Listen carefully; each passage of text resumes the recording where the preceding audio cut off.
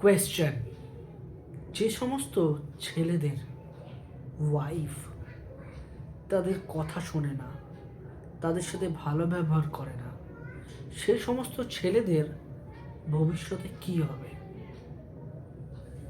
খুব difficult question, তাই না? Very difficult. আমি অ্যান্সার বলছি। যে সমস্ত ছেলেদের তার ওয়াইফ তার কথা শোনে না, তার মতন চলে না, তার সাথে ঠিকঠাক ব্যবহার করে না, তারা খুব শীঘ্রই মারা যাবে, তারা বেশি দিন বাঁচবে না। Difficult, but it's true.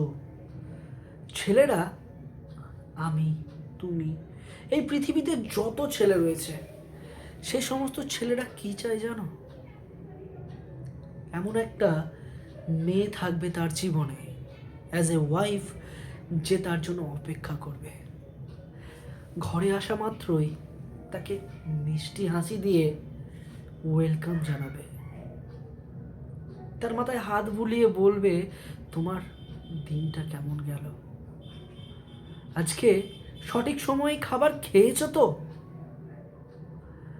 তার সারাদিনের সমস্ত প্রবলেম শুনতে চাইবে। সে আসা মাত্রই, কাজ থেকে আসা মাত্রই তাকে এক গ্লাস জল এগিয়ে দেবে, তাকে খাবার করে খাওয়াবে, অ্যান্ড এমনকি কিছু কিছু কথা যেগুলো হাজবেন্ড পছন্দ করে না, সে ছেলেটা পছন্দ করে না, তার কথা শুনে করবে না। এই সামান্য জিনিসটা ছেলেরা চায়। কিন্তু যখন ফর ব্যাড লাক সেই ছেলেটা সেরকম মেয়ে পায় না, ভেবেই ভয় লাগছে যদি কারো জীবনে এরকম হয়, তো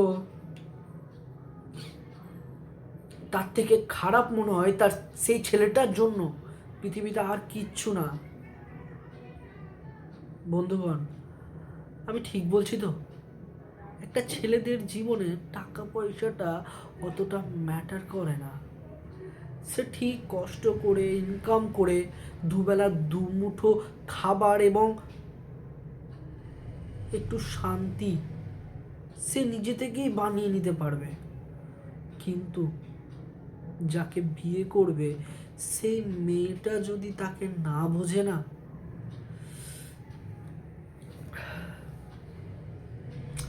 এর থেকে আমার মনে হয় না খারাপ কিছু হয়।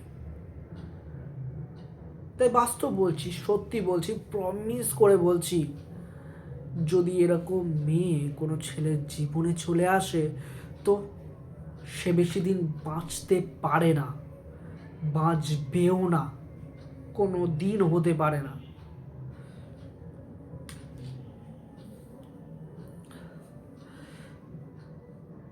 Thank you for your time,